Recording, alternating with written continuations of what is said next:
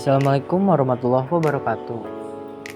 Sebelumnya kembali lagi dengan saya Fauzan, dan di video kali ini saya akan menjelaskan mengenai pengenalan dari basic Cisco. Nah, tanpa berlama-lama lagi kita akan menuju ke materinya. Nah, di materi awal ini saya akan menjelaskan mengenai remote Cisco real device. Seperti yang teman-teman bisa lihat bahwa di layar sudah terdapat beberapa device. Contohnya seperti ada laptop, PC, ada kabel VGA tulen, dan juga ada switch. Nah, di switch ini terdapat beberapa port. Nah, port ini biasa kita sebut sebagai interface. Nah, nantinya si port ini bisa dimasukkan kabel seperti kabel access point, kabel internet, kabel PC, dan lain sebagainya. Selain ada port ini, di switch juga terdapat console port yang fungsinya untuk mengkonfigurasi atau meremote pada laptop atau PC. Sebagai contoh, di sini sudah terdapat kabel VGA tulen, yaitu di sini ada LAN dan di sini ada VGA-nya. Nah, si kabelan ini kita akan colokkan ke si switch. Sementara kabel satunya itu VGA-nya kita bisa masukkan ke si PC ataupun laptop. Nah, otomatis si switch dan PC ini akan terhubung. Nah, mungkin cukup sekian materi tentang remote Cisco. Kita akan menuju ke materi berikutnya.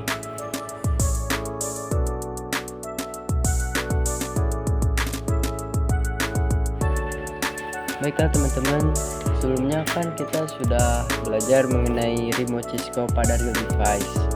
Nah, untuk materi berikutnya yaitu kita akan meremote Cisco pada paket tracer. Nah, pertama-tama teman bisa cari ke menu yang di bawah sini, di pojok kiri bawah. Nah, teman-teman bisa klik menu switch, lalu klik switch yang 2960. Nah, itu simpan di desktop.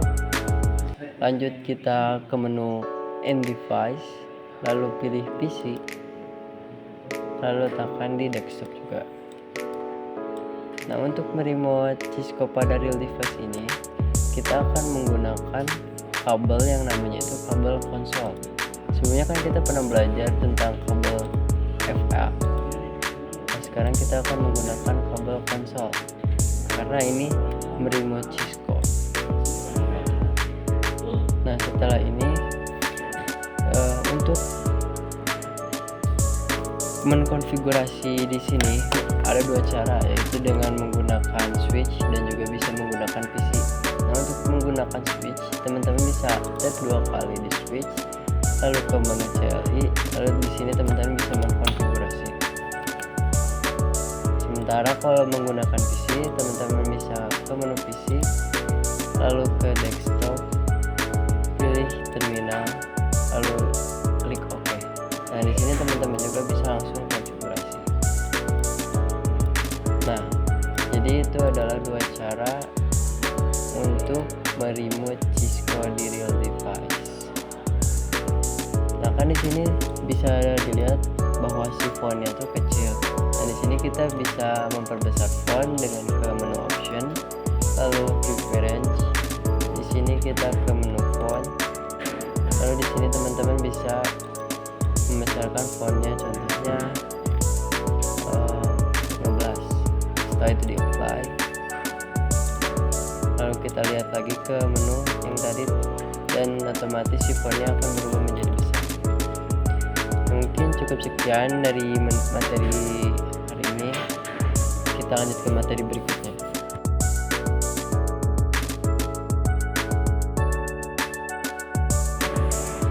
Baiklah teman-teman, kita akan menuju ke materi berikutnya, yaitu mengenai perintah-perintah dasar di Cisco. Pertama-tama teman-teman bisa hapus dulu icon CPC-nya. Setelah teman-teman hapus, teman-teman bisa masuk ke dalam switch-nya, lalu pergi ke CLI dan masuk ke menu konfigurasinya. Nah, untuk langkah pertama teman-teman bisa enter dulu nih. Setelah di enter, maka akan keluar tulisan switch dan juga simbol tanda lebih besar. Nah, si tanda lebih besar ini artinya yaitu untuk masuk pada mode user atau level user. Nah, agar teman-teman bisa mengetahui perintah apa saja yang ada di Cisco, teman-teman bisa menggunakan simbol tanda tanya. Setelah itu akan keluar komen-komen atau perintah-perintah pada Cisco. Nah, komen-komen ini juga dibatas untuk melakukan konfigurasi, dan di mode ini juga kita hanya bisa menggunakan perintah-perintah dasarnya saja. Contohnya seperti enable, exit, logout, ping, dan yang lain-lain. Nah, agar jangkauan komennya lebih luas, kita bisa masuk ke menu privilege. Nah, gimana sih kita masuk ke menu privilege-nya? Yaitu dengan teman-teman ketik enable.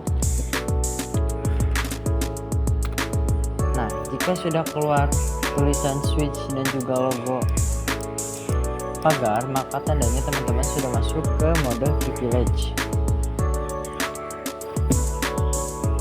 Nah, si tanda pagar ini juga artinya kita bisa menggunakan komen-komen yang lebih banyak dan juga lebih luas. Seperti biasa, untuk menunjukkan komen-komen kita menggunakan simbol tanda tanya. Nah, otomatis komen-komennya sudah keluar dengan jangkauan yang lebih luas. Contohnya seperti ada komen klik, lock, connect, copy, debug, delete, disable, dan lain sebagainya. Di sini juga ada menu more. Menu more ini adalah bisa melihat komen yang selanjutnya, yaitu dengan menggunakan enter. Nah, tapi jika kita menggunakan enter, kita hanya bisa melihat satu-satu nih. Agar lebih cepat, kita bisa menggunakan spasi. Nah, otomatis bakal keluar seluruhnya. Untuk selanjutnya, kita akan belajar mengenai global konfigurasi. Gimana sih caranya? Yaitu teman-teman bisa ketik config t, lalu di enter. Nah, sebelumnya global konfigurasi itu apa sih? Nah, global konfigurasi fungsinya untuk mengkonfigurasikan semua yang kita konfigurasikan. Seperti biasa, kita akan melihat nih komen-komen apa sih yang sudah muncul jika kita menggunakan config t dengan menggunakan tanda tanya. Nah, di sini teman-teman bisa lihat ada komen-komen yang baru, seperti ada username, service, SDM, village, NTP, dan lain sebagainya. Nah, sebelumnya kita akan keluar dulu dari menu ini, yaitu dengan exit.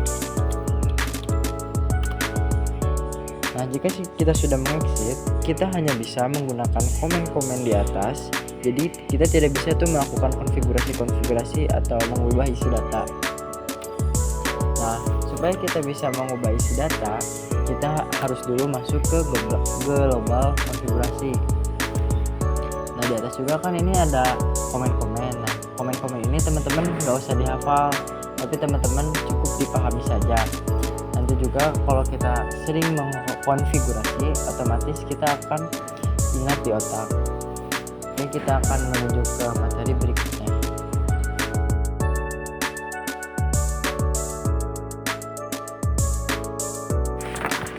Baiklah teman-teman, kita lanjut ke materi berikutnya, yaitu tentang service password encryption.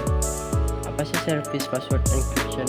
Nah, jadi service password encryption adalah agar switch kita atau switch konfigurasi kita lebih aman. Contohnya lebih aman dari hack atau tidak mudah untuk dicek. Nah, gimana sih caranya agar switch kita aman? Nah, agar switch kita aman, kita akan mengikuti langkah-langkah seperti berikut. Seperti biasa, letakkan switchnya di desktop terlebih dahulu. Tap 2 kali untuk masuk ke switch, lalu pergi ke menu CLI. Setelah itu tunggu hingga press button to get start. Lalu teman-teman bisa klik enter. Setelah itu teman-teman masuk ke menu privilege, yaitu adalah enable. Nah, di sini juga sudah tersedia simbol pagar yang artinya yang sudah saya jelaskan di video berikut sebelumnya, yang artinya teman-teman sudah masuk ke menu privilege. Nah, untuk langkah selanjutnya teman-teman bisa masuk ke menu global, yaitu dengan cara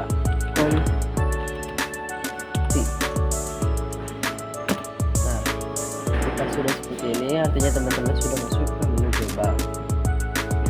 Lanjut, kita masuk ke enable password. Nah, di sini teman-teman bisa menambahkan password yang mudah diingat. Contohnya di sini saya akan memasukkan password 123 agar lebih mudah. Setelah itu bisa di exit sebanyak 2 kali. Nah, sebelumnya aku mau ngejelasin nih fungsi dari enable password. Jadi fungsi dari enable password adalah agar switch kita tidak mudah untuk dihack oleh orang lain. Jadi ketika kita di mode user pindah ke mode privilege, kita harus memasukkan kode terlebih dahulu. Contohnya seperti ini. Misalkan kita masuk ke menu privilege yaitu enable. Nah, kita harus memasukkan password. Nah, untuk passwordnya yang sudah kita bahas sebelumnya yaitu 123. Nah, kenapa nih si tulisannya nggak ada?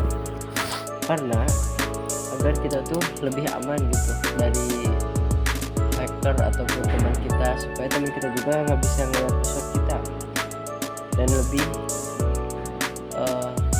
terjaga gitu privasinya. Setelah itu kita pencet enter. Nah, gimana sih kalau misalkan kita lupa password? Nah, jika kita lupa password, kita bisa menggunakan show run. Nah, di show run ini kita bisa melihat enable password kita. Enable password 123. Nah, tapi di enable password ini sangat mudah sekali terkena hack, karena kan ini passwordnya sangat mudah terlihat ya.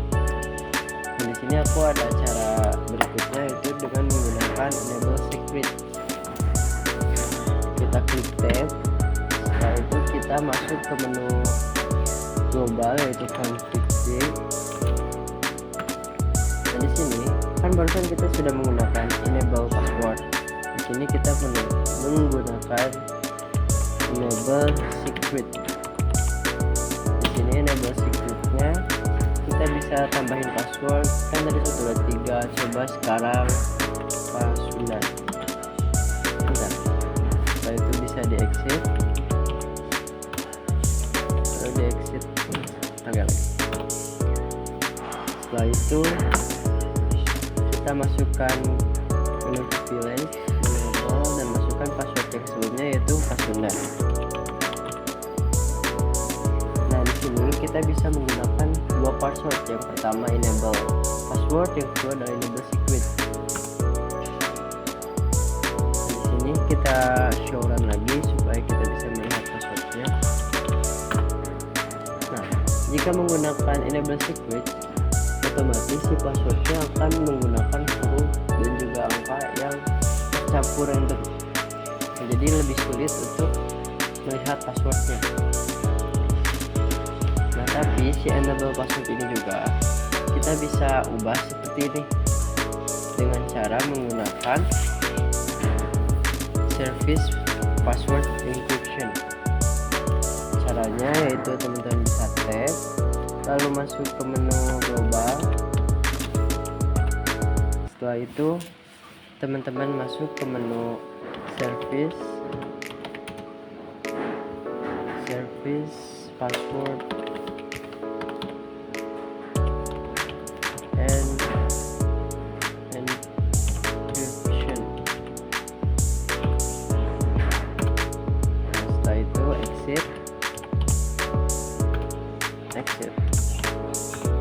Kita masuk lagi ke menu privilege, passwordnya password. Setelah itu kita show run. Nah, otomatis password yang enable password ini akan berubah menjadi kombinasi huruf dan angka. Tapi dengan menggunakan ini juga masih kurang aman nih teman-teman, karena kita bisa melihat kombinasi huruf ini dengan menggunakan Google. Contohnya seperti ini. Kita buka aplikasi Cisco Password ini, lalu masuk ke firewall.cx. Nah, di sini adalah website untuk melihat password dari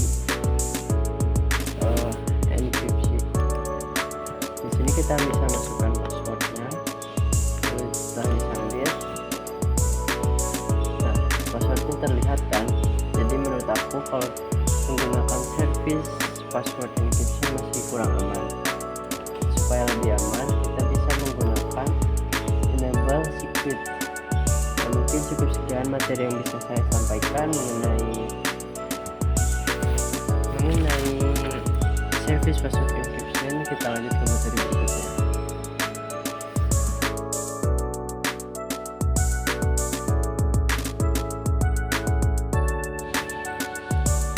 Baiklah teman-teman, kita akan menuju ke materi berikutnya, yaitu mengenai konfigurasi IP address pada router Cisco.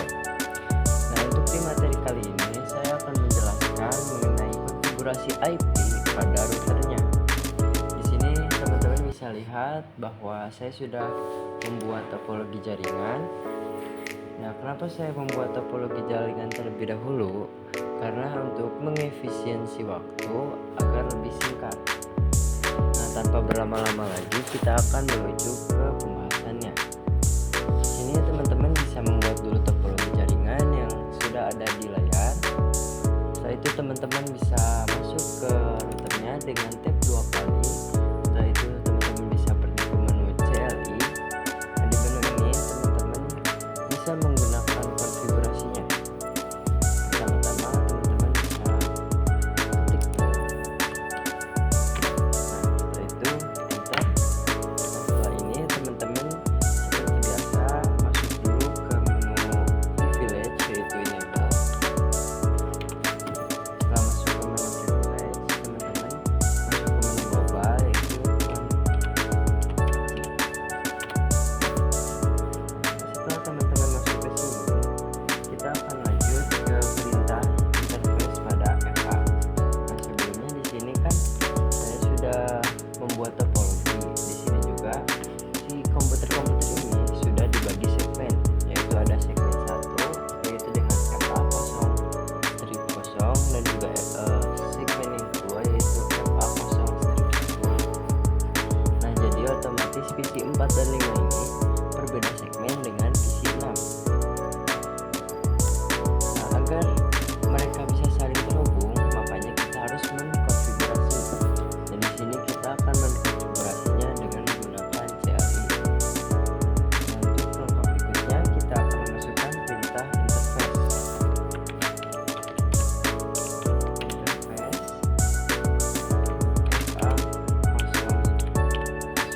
Nah, jadi kita akan mengkonfigurasi yang kiri lebih dahulu. Setelah itu kita akan mengkonfigurasi yang satunya lagi. Setelah itu klik enter. Nah, jika config strip if, maka teman-teman sudah masuk ke menu yang ini. Setelah itu supaya kabel yang merah ini bisa berubah menjadi hijau, atau singkatnya kita akan menyalakan kabel. Kita akan menggunakan rumus no shutdown.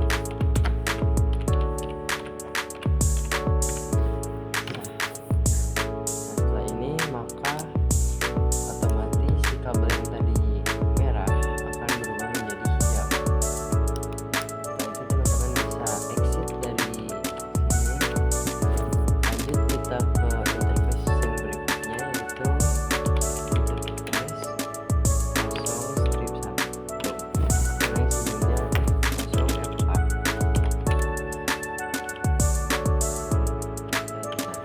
Karena yang sebelumnya 0 strip 0. Nah, itu seperti biasa kita akan menyambungkan dengan no shutdown. Setelah mereka sudah saling terhubung, kita akan menambahkan IP address. Nah, sebelum kita lanjut, di sini kita akan membuat dulu si IP addressnya terlebih dahulu. Nah, yang ini sama yang ini kan beda segmen. Kita harus membuat segmen tersebut. Contohnya di sini kita akan menggunakan IP 10.10.10.1. Sementara yang di sebelahnya kita bisa menggunakan 20.20.20 Di bawah juga kita harus memberi IP address sesuai dengan segmen yang ada pada yang di atas dengan 10.10.10.2. Nah, untuk akhirannya atau oktet terakhir kita harus menggunakan dari gateway yang di atas. Setelah itu yang ini 10.10.10.3, yang terakhir ini 20.20.20.2. Nah, semua ini harus memiliki prefix. Nah, di sini saya menggunakan prefix yang sama, yaitu /24. Setelah kita sudah membuat IP address-nya, kita akan lanjut ke konfigurasi pada router. Nah, untuk langkah selanjutnya kita akan exit dulu pada menu ini. Setelah itu kita akan masuk ke menu interface FA custom strip 0. Di sini kita akan mengkonfigurasi dulu yang FA 0/0 yang sudah kita beri IP address, yaitu 10.10.10.1 dan juga prefixnya yaitu 255.255.255.0. Saya itu di enter, lalu kita exit dulu, masuk ke IP address yang kedua, masuk ke interface dulu, FA 0/1. Setelah itu kita masukkan IP address-nya 20.20.20.1. Dengan itunya prefixnya 255.255.255.0. Setelah itu, setelah kalian mengkonfigurasi IP tersebut, gimana sih cara ngeceknya supaya kita tuh udah tahu bahwa si IP itu udah nyangkut di router. Nah, untuk cara melihat atau mengeceknya, kita bisa menggunakan do show IP interface brief. Do show IP interface brief. Bentar. Nah, di sini kita bisa lihat face internet pertama yaitu 0/0 dengan IP 10.10.1 dan juga yang berikutnya internet face internet yang satunya yaitu 20.20.1. Nah, jika sudah ada tulisan yes, maka itu tandanya sudah berhasil atau sudah berjalan dengan baik. Setelah kita mengkonfigurasi pada router, kita juga harus mengkonfigurasi pada tiap PC-nya. Gimana caranya? Nah, gini caranya, yaitu kita dengan masuk ke menu PC, lalu kita pergi ke menu desktop, ke IP configuration, dan di sini sudah ada beberapa pertanyaan, yaitu ada IP address, subnet mask, default gateway. Dan ini semua harus diisi ya teman-teman. Yang pertama ada default gateway-nya, kita bisa isi dengan IP dari si kabel FA 0/0 yaitu 10.10.10.1. Sementara IP address-nya kita harus isi 3 oktet pertamanya harus sama dengan si IP gateway, dan oktet keempatnya kita harus berbeda agar tidak tabrakan. Sementara subnet masknya kan di situ sudah tertera /24. Nah, /24 adalah 255.255.0. Setelah ini selesai, kita lanjut ke yang berikutnya. Di sini kita bisa tambahkan 10.10.10. Tadi kan 2, sekarang 3. Di sininya ganti dengan 255.255.1. gateway-nya samakan, yaitu 10.10.10.1. Lanjut ke PC satunya lagi, kita bisa 20.20.20.2. Subnet busnya kita samakan dengan prefix, yaitu 255.255.255.1. Default gateway-nya 20.20.20.1. Nah, setelah kita mengkonfigurasi dari si router dan juga si PC-nya, kita akan coba cek dulu dengan mengirim surat. Nah, teman-teman bisa buka papan yang ada di kanan bawah, klik. Nah, di sini adalah hasil tampilan jika berhasil atau tidaknya. Nah, untuk mengirim suratnya kita bisa menggunakan icon yang ada di kiri atas yang berbentuk seperti surat. Kita klik, lalu kita coba kirim dari PC 4 ke PC 5. Di sini sudah ada tandanya successful, artinya itu sudah berhasil. Kita coba dengan yang beda segmen, yaitu PC 4 dan juga PC 6. Nah, di sini otomatis akan fail. Nah, karena mereka tuh kan beda segmen. Jadi mereka percobaan pertama tuh akan fail dulu, tapi untuk berikutnya akan successful atau berhasil. Kita coba sekali lagi, maka hasilnya akan berhasil. Nah, mungkin materi dari konfigurasi IP address pada router Cisco cukup sekian. Kita lanjut ke materi terakhir.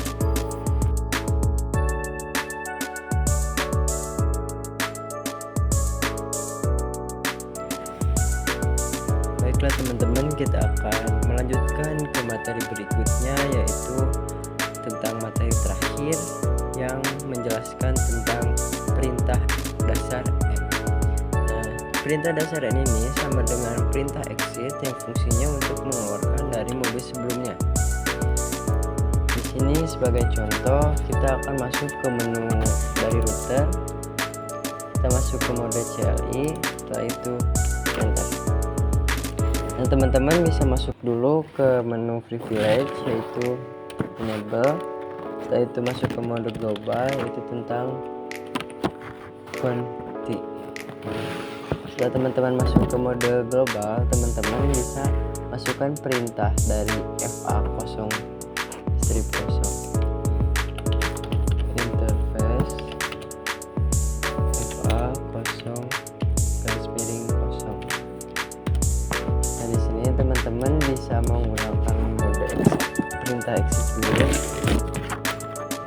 Nah, fungsi exit ini kan fungsinya untuk mengeluarkan dari mode sebelumnya, sama juga dengan N yang fungsinya untuk mengeluarkan dari mode sebelumnya. Nah, mungkin cukup sekian materi yang bisa saya sampaikan. Mohon maaf bila ada kesalahan. Assalamualaikum warahmatullahi wabarakatuh.